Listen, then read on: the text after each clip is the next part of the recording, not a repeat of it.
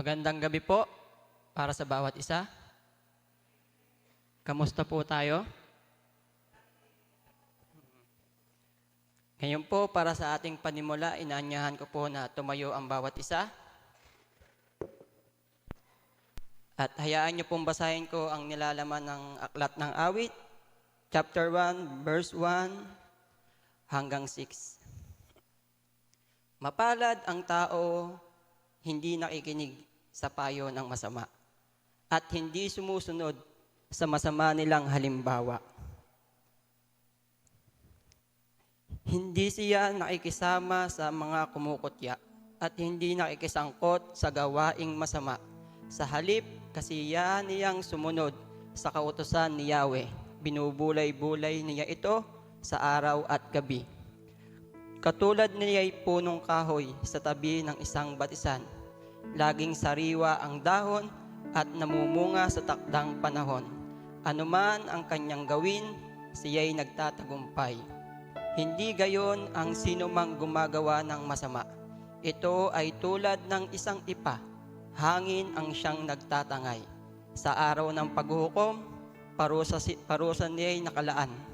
Siya'y ihihiwalay sa grupo ng mga banal. Sa taong matuwid, si Yahweh ang pumapatnubay. Ngunit ang taong masama, kapahamakan ang hantungan. Purihin ang Panginoon, tayo po'y manalangin. O aming dakilang Diyos, Ama naming nasa langit. Panginoon, kami po ay sa inyo'y lumalapit, nagpapakumbaba sa mga oras pong ito. At kami po'y humihingi, Panginoon, ng kapatawaran sa mga pagkakasala, karumihan na aming pong nagagawa. Sa kabila ng kabutihan, pagpapala, pag-iingat na inyong ipinagkakaloob sa amin. Patawarin niyo kami, Panginoon, kung may pagkakataon na kami ay nangihina, nalilinlang at nadadala ng kasiyahan sa mundong aming ginagalawan. Panginoon, maraming salamat po. Salamat, Panginoon, na sa kabila ng lahat ay kayo'y patuloy na kumikilos upang kami ay hindi tuluyang maligaw o malayo sa iyong piling. Salamat, Panginoon, sa mga pagpapala, pag-iingat, paggabay ninyo sa amin sa araw-araw, sa buhay na aming nagagamit sa araw-araw. Ito po, Panginoon, ay aming ipinagpapasalamat. Pinagpapasalamat din namin, Panginoon, sa mga oras na ito na kami ay makakapagpuri sa iyo, makakapakinig ng iyong mga salita. Maraming salamat, Panginoon. Nawa sa aming pagtitipong ito, kayo po ang gumitna, kayo po nawa ang makita sa mga tatayo na nandito sa harapan. Maraming salamat. Ito po ang aming dalangin sa pangalan ni Jesus. Amen. Muli tayo po itong patuloy sa pag-aawitan sa pangunguna ng ating kapatid na si Brother Aga. Good evening po sa bawat isa. Parang malungkot po kayo. Good evening po. Ayan, ating ngitian naman po ang ating mga katabi at batiin po natin ng good evening. Naniniwala po ako na lahat po tayo ay pinagpala at nakatanggap ng blessings mula sa Panginoon. Amen po ba? Kaya ngayong gabi po, tayo pa ay umawit sa Panginoon ng mga awiting galing sa ating hymns. Awitin po natin ang Count Your Blessings and Great is Thy Faithfulness.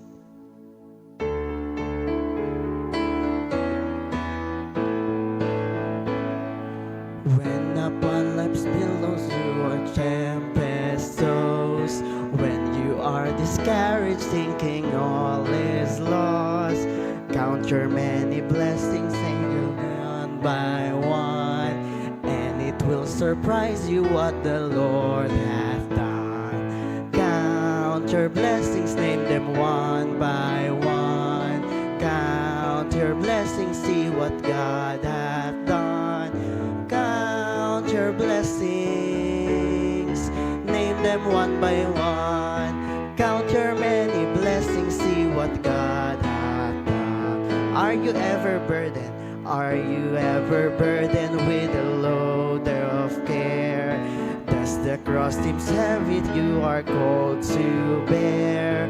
Count your many blessings, every doubt will fly, and you will keep singing as the days go by.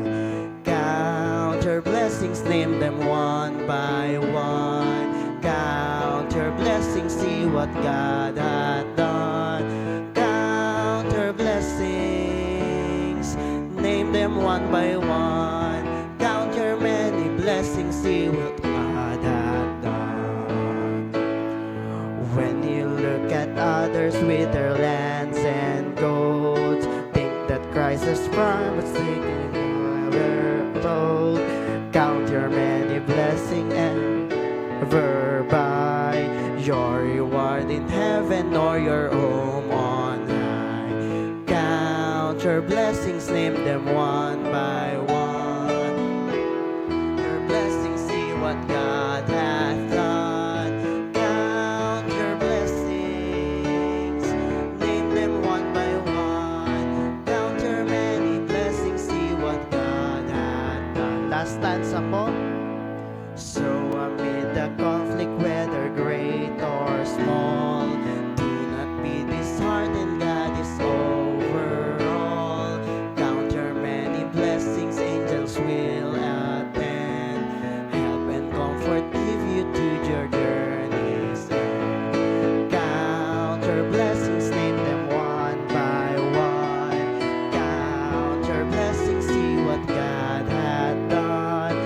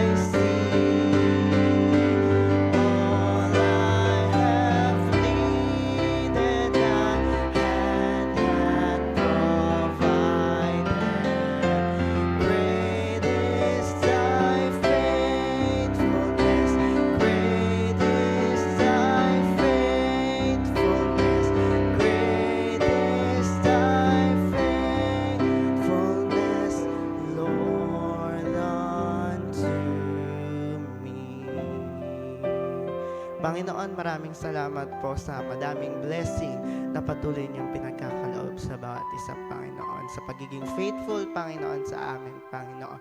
Tunay nga na dapat din kaming maging faithful po sa inyo, Panginoon. Ito po ang aming papuri at pagsamba, Panginoon, sa pangalan ni Jesus. Amen. Maraming salamat, Brother Aga. Tayo naman po ngayon ay dumako sa ating pagpapasalamat sa ating Panginoon. Pangungunahan ko na po ang ating pagpapasalamat. Ako po ay nagpapasalamat at nagpupuri sa ating Panginoon. Una po sa araw-araw na buhay na Kanyang ibinibigay at pinagkakaloob sa amin. Pangalawa, yung kalakasan ko, kalakasan ng aking asawa sa araw-araw din na Kanyang ipinagkaloob. Pangatlo, pinagpapasalamat ko yung ako po ay unang beses ko lang nakasama sa field trip. At iyon po ay itinaga ko na sa aking buhay na hindi ako makakapag-field trip. Pero yung kabaitan at kabutihan ni Lord, meron siyang taong ginamit na ako'y maisama, ma-experience ko ano man yung ginagawa ng isang bata sa field trip. Kaya po, ang lahat ng aking ipinagpapasalamat ay tanging sa Panginoon lamang. Ngayon po, kung sino po yung gustong sumunod na magpasalamat, inaanyayahan ko po na pumarito po sa harapan.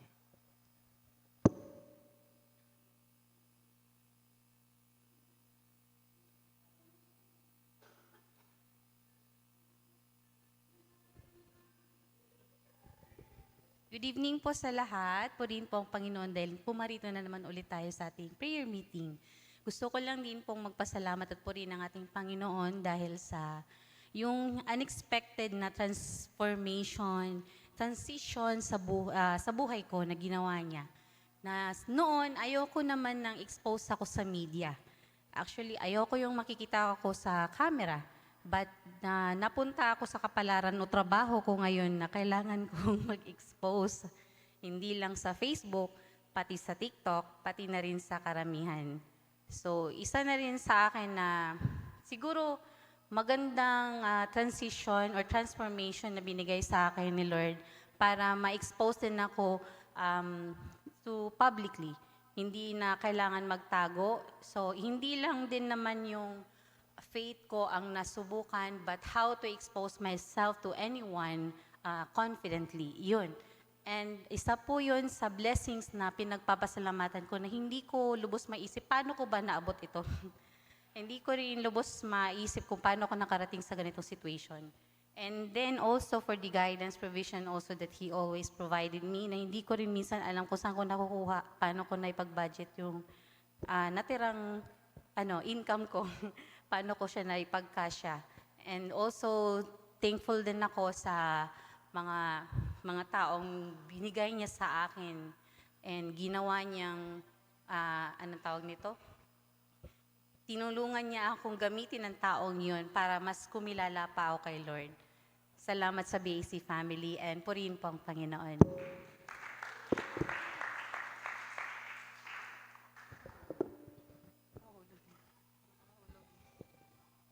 Sino pa po yung nais magpasalamat?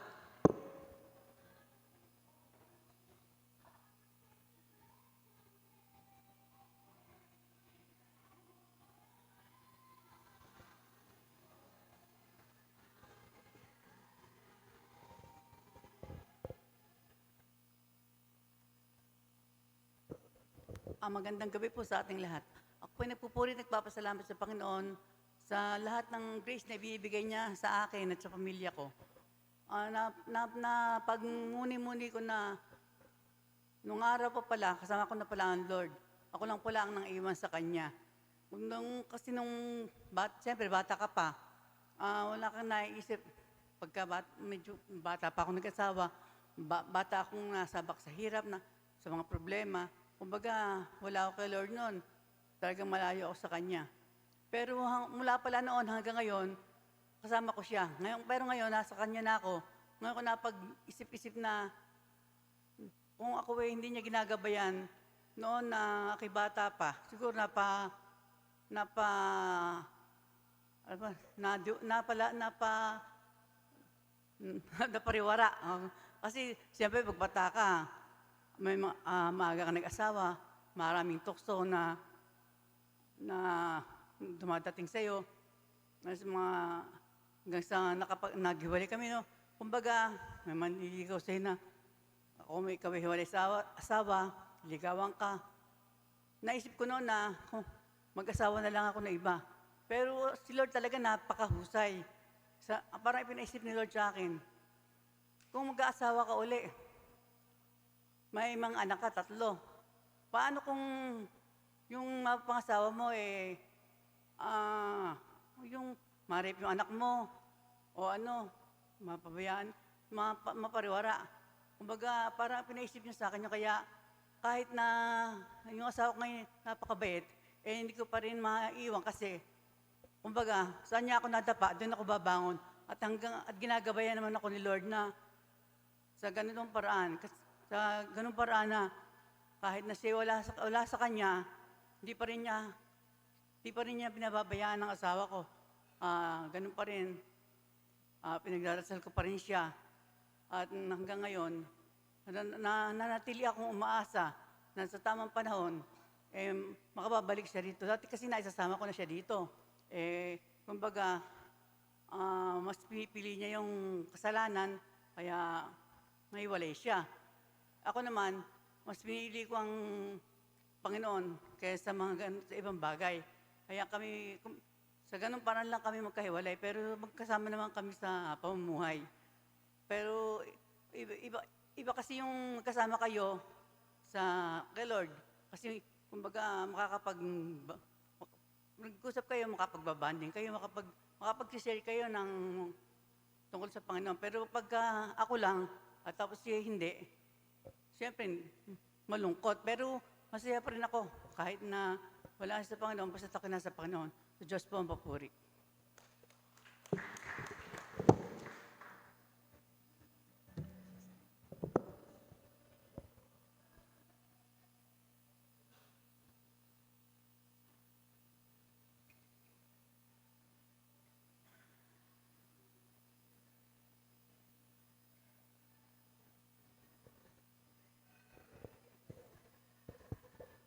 Magandang gabi po sa inyong lahat.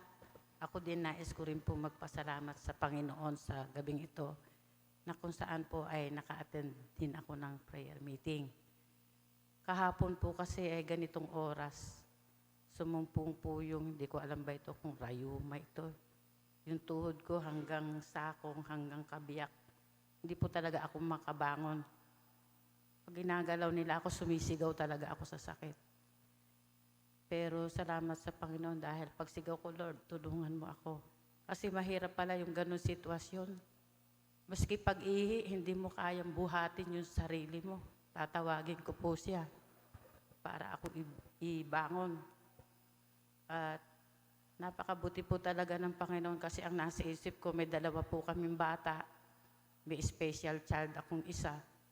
Tapos si Rita, kailangan kong ipagluto ng pagkain para baunin. So nakita ko ang Diyos na kung saan talagang gumawa sa buhay ko. Hindi na po ako kailangan dalhin sa ospital dahil pinag-iisipan nila dadalhin ako sa ospital kagabi. Nasunog ang Our Lady, saan nila ako dadalhin sa public? So salamat po sa Panginoon dahil siya rin naman na nagbigay sa akin ng bagong kalakasan ngayon at saka hiningatan naman niya ako sa magdamag. At saka nagpapasalamat din po ako sa Panginoon. Noong Sabado ay nag-usap po kasi kami mag-asawa na makabalik kami doon sa Bible Club namin. Dati po may mga bata doon. Ngayon po ay 7 sila nung Sabado. So nawa ay loobin ng Diyos na magtuloy-tuloy yun. Di naman ako makasama sa ministry at sa bahay. Meron yung mga bata doon sa paligid namin. Dahil alam naman kami ay Kristiyano. Kaya sa Diyos ang papurit pasasalamat.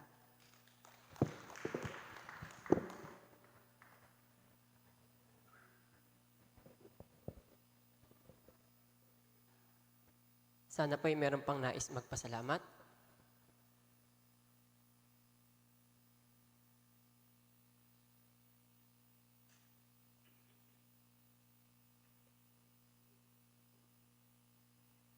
Wala na po bang nais magpasalamat? Kung wala na po, akin pong inaanyaya si Sister Nery Ledesma para po sa ating Thanksgiving prayer.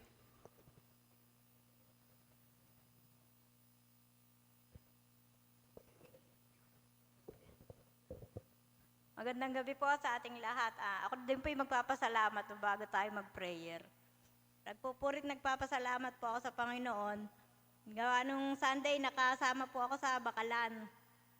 Ang sarap po ng pakiramdam na kahit pagod, basta para kay Lord yung ginagawa mo, masarap po sa pakiramdam. Kasi nagpunta ka na ng Bakalan, tapos pagka uwi sa gabi, may devotion pa kami sa bahay. Kaya salamat sa Panginoon dun sa blessing na pagbibigay niya ng kalakasan sa pamilya. Yun lang po. Okay. Inaanyayahan ko po ang lahat na tumayo para po sa ating Thanksgiving prayer. Panginoon, maraming salamat po sa mga bagay na ipinagkakaloob niyo po sa bawat isa, sa mga blessings sa araw-araw. Sa paggising pa lang po sa umaga ay isa na pong blessing sa bawat isa. Maraming salamat po sa pag-iingat at sa lahat ng biyayang ipinagkakaloob nyo sa trabaho, sa kalakasan sa araw-araw, at sa hindi po pagkakasakit ng bawat isa. Sa inyo po namin inyaalay ang aming papurit pasasalamat sa pangalan po ng inyong anak na si Jesus. Amen. Maraming salamat po, Sister Nery. Ngayon naman po, para sa ating pagpapatuloy, tayo ay dadako sa pakikinig ng ating mensahe. Ipanatag po natin ang ating isip at puso at aking pong inaanyahan si Tatay Jesse Angeles.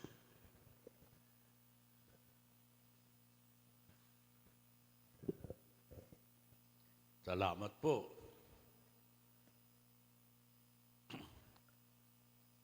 Ako'y nagpapasalamat sa Panginoon dahil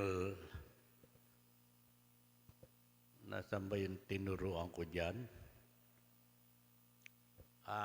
Kanina nag-drive kami, siguro inabot kami ng 2 oras, pero masarap magturo pero nakakaba. Lalo na pagka ang tinuturuan mo ay parang relax na relax.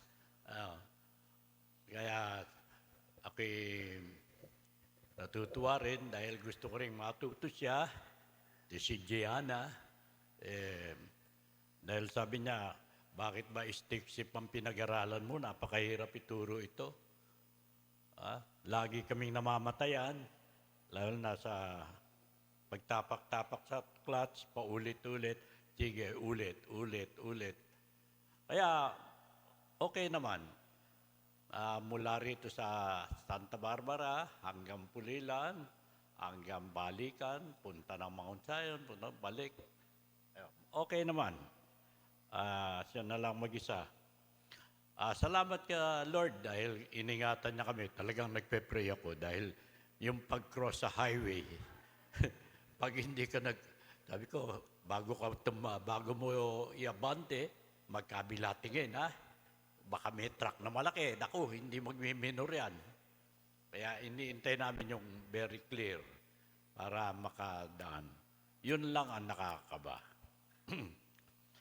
Ngayong gabi ay mag-aaral tayo, maikli lang. Alam naman niyo ako kung magmensahe. Pinakamatagal, 10 minutes. Ngayon, gawin natin 12.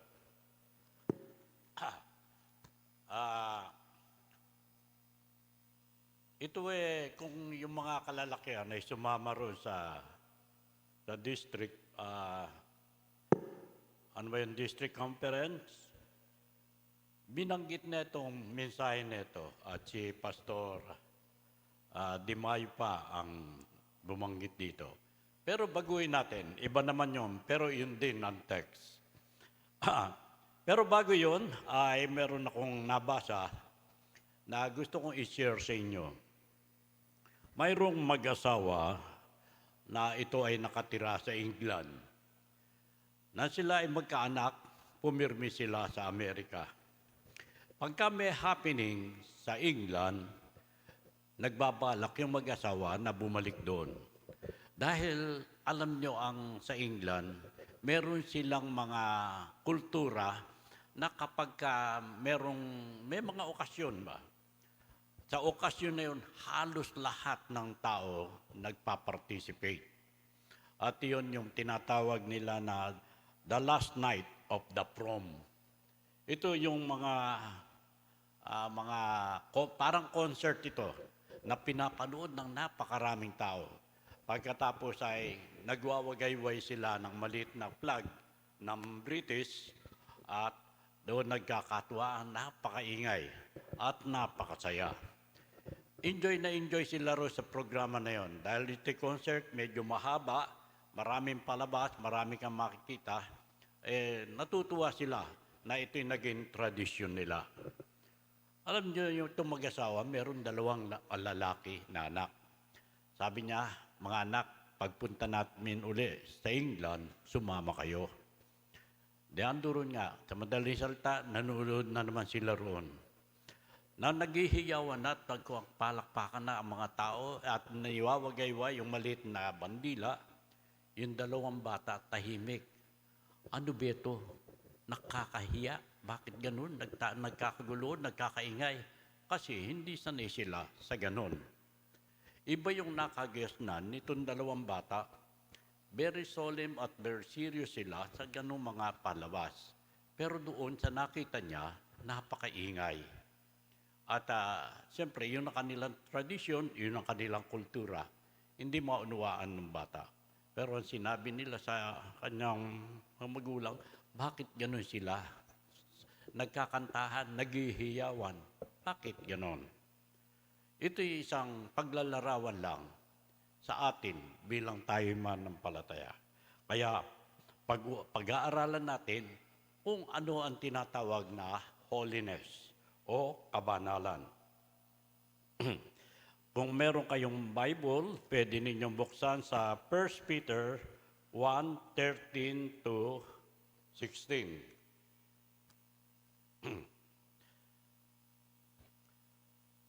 Babasahin ko po sa inyo.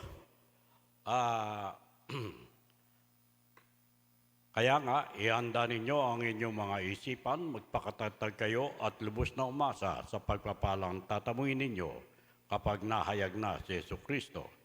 14, bilang mga anak, sundin ninyo ang Diyos at huwag ang masamang hilig tulad ng ginagawa ninyo nung kayo'y wala pang tunay na pagkaunawa. 15, yaman ang Diyos ang humirang sa inyo ay banal. Dapat kayong magpakabanal anuman ang inyong ginagawa. Ayon sa nasusulat, magpakabanal kayo sapagkat ako'y banal. Itong verse 15 ay ihanda ninyo ang inyong isipan, magpakatatag kayo at lubos na umasa. Natatamuin ninyo ang nakapag nahayag na si Kristo. At sa Roma 8:6, ang pagkahumaling sa mga bagay ukol sa laman ay magbubulit sa kamatayan. Ngunit ang pagsisikap sa mga bagay ukol sa Espiritu ay magbubunga ng buhay at kapayapaan. Kaya magpakababa kayo tulad ni Kristo. Itong mga verse na ito ay iisa lang ang kahulugan. Ang kahulugan nito ay tunay na submission o pagpapakababa, pag-surrender sa ating Panginoong Yesus. Verse 14, bilang mga anak, sundin ninyo ang Diyos at huwag ang masamang hilig tulad ng ginagawa nyo nung una na wala pa kayong tunay na pagkaunawa. Sa Psalm 51:10, ang paboritong verse ni Brother Arnel, create in me a pure heart, O God, and renew a steadfast spirit within me. Isang pusong tapat sa aking likhain, bigyan mo, O Diyos, ng bagong damdamin. Tayo ay nakakilala na sa Panginoon. Pagka iniisip natin lagi, ilan ng taon na kayo'y nakaupo riyan? Ilan taon na kayong nakatulad ko, 80 taon nang pinakikinggan ko ang salita ng Panginoon. Bakit paulit-ulit? Bakit ang Biblia ay hindi nawalan ng mga kahulugan? Bakit ang Biblia ay nagpapatuloy para tayo imulat sa tama? Bakit tayo nagtitiis ng ganito? Bakit napakatagal ng paghintay natin?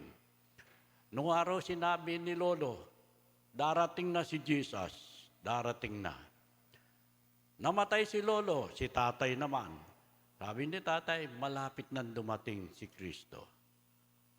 Namatay si Kristo, namatay si Tatay. Oh. Hanggang ngayon wala pa. Bakit? Ang sabi ng Biblia, hanggang hindi pa nakakarinig ang marami, hindi pa darating si Kristo. Kaya pina-extend ni Lord ang pagbabalik niya sapagkat marami pa ang hindi naliligtas. Kung inyo susuriin ang ating kapanahunan sa ngayon, iba na tayo ngayon. Marami na talaga ang tumatanggi sa Panginoong Jesucristo, tumatanggi sa banal na kasulatan. Pero yung mga dati namang hindi kumikilala kay Lord, yun naman ang nagbabaliktad. Yun naman ngayon ang tumatanggap. Naniniwala ba kayo na kalahati na halos ng mga Muslim bumabalik na sa Panginoon? At ang mga tao na naalala ko si Brother Sammy, noon siya ay nasa dulos, yung kanilang barko na naglalayag sa iba-ibang lugar ng bansa para lang magdala ng mga Biblia, magdala ng mga libro tungkol kay Jesus Christ. Iyon ang maaring gamitin ng Panginoon ng mga barkong yun. Sabi sa kasulatan, saan man naroon ang mga Hudyo, saan man bansa naroon ang mga Hudyo, isa-isa itong kukunin at babalik sa Israel. Yun ay dadating din. Kaya marami na ang mga nagbabalikan doon. Dito sa atin, ang nais lang ni Lord ay isang pusong tapat. Ang sabi niya, anong klaseng puso meron tayo? Yung verse na ito napakaganda. Create me, renew and steadfast the spirit within me. Isang pusong tapat, O Diyos, at bagong damdamin. Sa paborito naman ni Brother Rico, Romans 12:2, do not conform any longer to the pattern of this world, but transform for the renewing of your mind. Huwag kayong mayon sa takbo ng mundong ito, mag-iba na kayo at magbago ng isip pang mabatid nyo ang kalooban ng Diyos. Ito yung mga pakiusap ng Panginoon sa atin. Hindi lang sa akin, kundi sa tayong mga manampalataya. Paulit-ulit itong babanggitin. Sapagkat marami tayong mga Kristiyano na nagsasabi, eka nga ay nakikinig, pero hindi nadidinig. Ang sabi ng Panginoon, ang sino mang mayroong pakinig ay makinig. Ano ibig sabihin nun? Pag tayo nakinig, kailangan makinig. Pag nadinig natin ang salita ng Panginoon, paglabas dyan, wala na yun. Di ba? Pero yung sinasabi sa atin, mag-stay sa atin yung mga mensahe ng Panginoon. Ang dami nagsasalita rito. Kahit saan tayo pumunta, pag merong gathering ganito, salita ng Panginoon din ang ginagamit. Tayo ay tinuturoang makinig. Ang pakikinig natin ay isa-isip natin. Kagaya ng pinag-aaralan dito sa mga yung nagsasaliksik ng mga aral ng Panginoon, talagang binubuklat nila, binubulay-bulay. Dahil iyon ang dapat. Kung tayo ay nakikinig lamang at pag hindi naman natin iniintindi, wala rin yun. Kaya tayo ay tinasabing magpakabanal kayo. Verse 15-16, yamang ang Diyos ang umirang sa inyo ay dapat kayong magpakabanal. Ano man ang inyong ginagawa, magpakabanal kayo dahil ako'y banal. Sa Lucas 1:75, at maging banal at matuwid sa kanyang paningin habang tayo'y nabubuhay. Sa Leviticus 11:45, ako ang naglabas sa inyo sa Ehipto upang maging Diyos ninyo. Kaya dapat kayong maging banal sapagkat ako'y banal.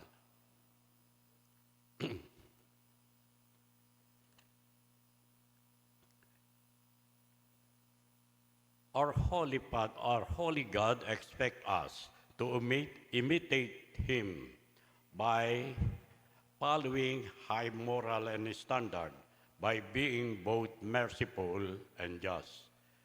Nais ng Diyos sundin natin ang kanyang moral na standard na maging maunawain at mahabagin, mapagpatawad at mapagmahal at tunay na banal. Bilang tayo kanyang mga anak, dapat makita sa ating pamuhay ang kamanalan, katapatan at paglayo sa kasalanan. Isipin niyo kung gaano kalaki ang pag-ibig sa atin ng Diyos, Ama. Tinatawag niya tayong mga anak ng Diyos. Peter's word means that all parts of our life and character should be in the process of becoming conformed both inwardly and outwardly to God's standard. Lahat ng parte ng ating buhay, lahat ng ginagawa natin ay kailangang nasa tamang standard ng Diyos at mamuhay na may kabanalan hanggang sa harapan ng mga tao at higit sa lahat sa paningin ng Diyos. People commit their lives to Christ, sometimes still feel a pullback to their old ways. Hindi natin to maiiwasan. Tayo ay nakakilala sa Panginoon. Tayo ay namumuhay sa mundong ito. Kahit na tayo ay nakabilang na sa pamilya ng Panginoon, dumarating pa rin ang luma nating pagkatao. Ano yung lumang pagkatao natin? Yung kasalanan. Kasalanang nakadikit sa atin na hindi matatanggal maliban sa biyaya ng Panginoon. Kahit tayo nakakakilala na kay Kristo, may magpakataong binabalikan natin ang mga nakaraan. Yung mga iniwan natin ng mga di ka nais na gawain. Ika nga, makikihalubilo ka ba sa mga maling gawain ng kabataan, ng mga kalalakian, ng mga kababaihan? Hindi na. Yun ay iiwasan na natin. Kung makita mo ang iyong kaibigan, napaka-close ninyong dalawa, pero iba ang salita niya, maging maingat ka. Kung ang kalalakihan, meron kayong kaibigan na talagang ka-close ninyo, hindi nyo maiiwasan na di kasama. Huwag nyong gayahin kung mali ang kanyang pamuhay. Pero ang utos ng mga yun, layuan natin yun. Ang utos ng Biblia. Pero kumisan, nagigindaan ka para makakilala sila sa Panginoon. Sabi ni Pablo, tayo'y dapat katulad ng ating Heavenly Father, holy in everything we do. Holiness means being totally devoted or dedicated to God. Tayo ay ibinukod at pinili. God qualities in our life make us different. We cannot become holy on our own, but God given us His Holy Spirit to help us to obey and to give us a power to overcome sin.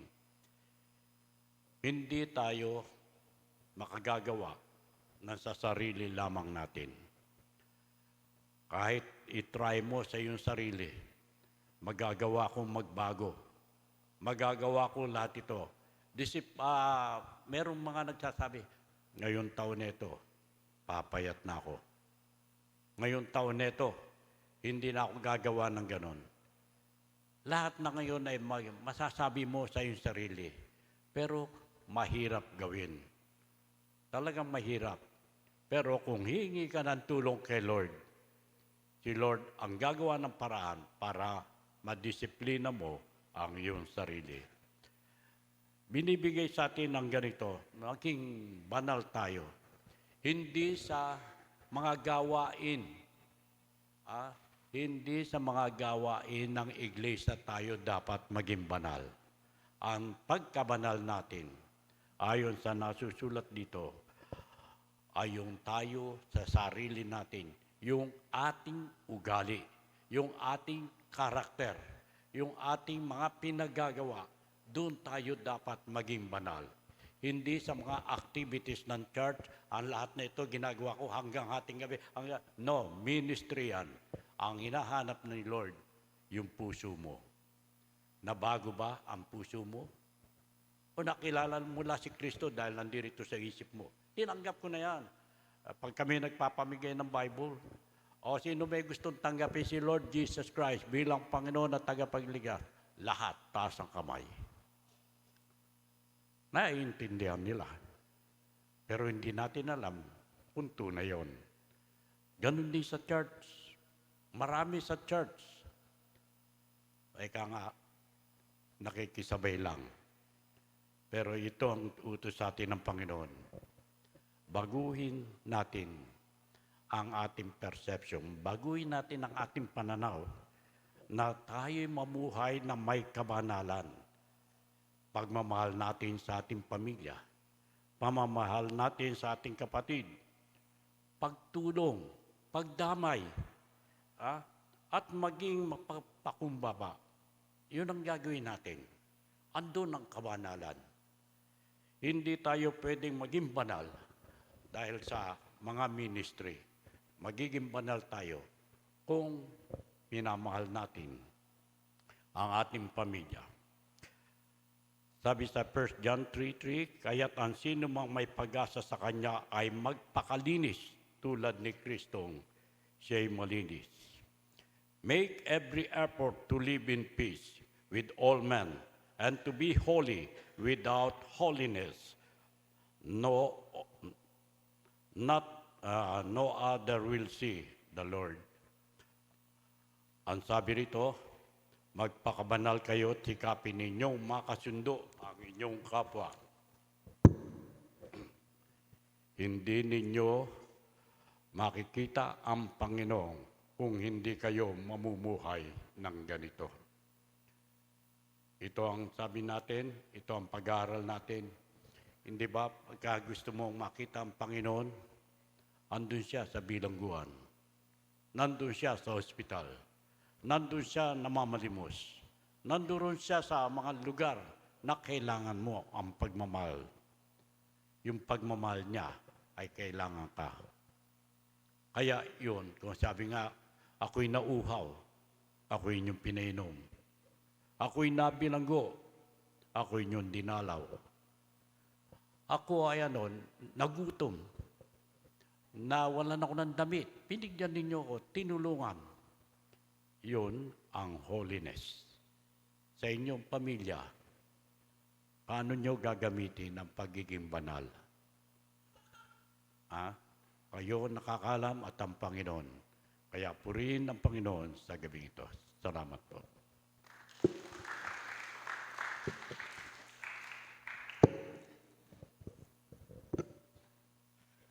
Maraming salamat po sa magandang mensahe, Brother Jesse. Ngayon naman po ay tayo'y dadako sa ating prayer time. Akin pong hinati na lang sa 3, pinagsama ko po ang men, women, at saka youth. Magsama-sama na lang po dito yung women, dito yung men, tapos yung youth po sa likod. Kasama na lang din po yung young pro sa youth para po magkasama na lang sila.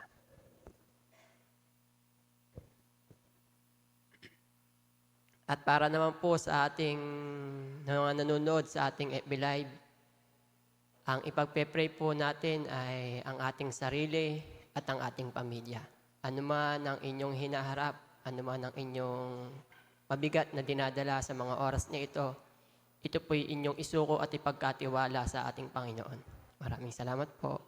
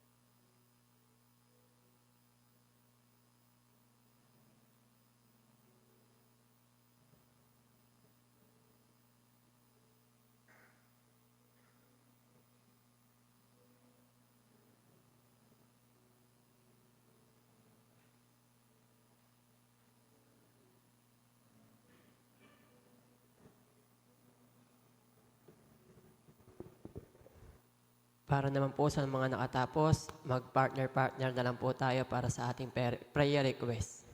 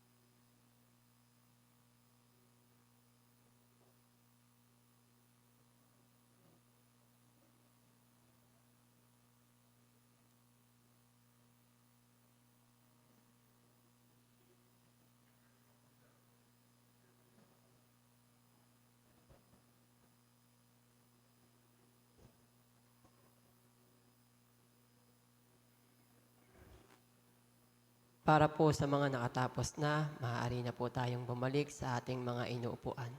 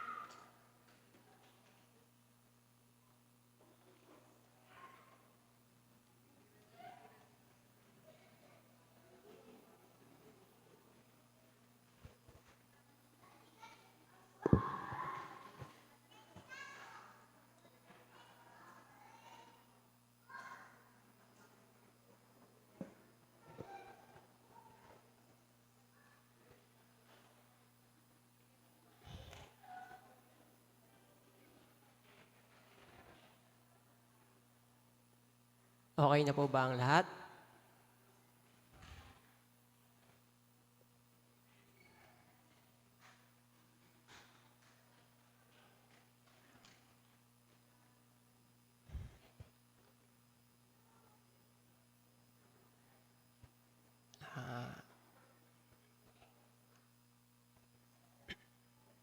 Kung okay na po, akin lang po sanang sasabihin at huwag niyo pong mamasamain. I-encourage ko po ang bawat isa para po sa susunod na prayer time, susunod na Miyerkules. Pag po tayo nagpe-pray, pagkatapos nating mag-pray, hinaan na lang po natin yung ating pagkukwentuhan upang hindi po ma-distract yung mga nagpe-pray. Yun lang po, maraming salamat po. Ngayon po tayo ay dumako sa ating paghahandog.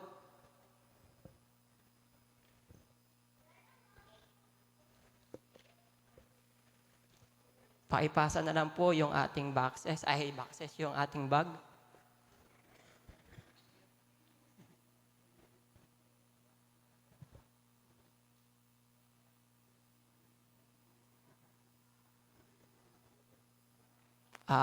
Meron po bang nawawala ng cellphone dyan? Meron pong hawak na cellphone si Brother Malik, baka po kilala nyo.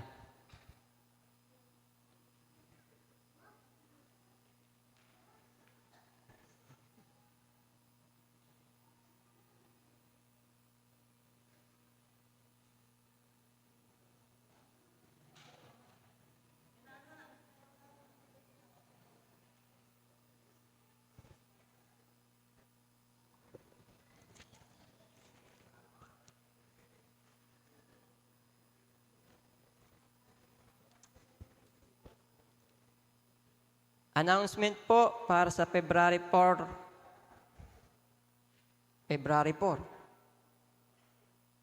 Ang ating pong speaker ay si Pastor Daniel Ong. Ang ating pong presider ay si Brother Aga Ledesma. Ang ating pong song leader ay si Mabel Galvez. Sa next week po, tayo po ay fasting and cleansing.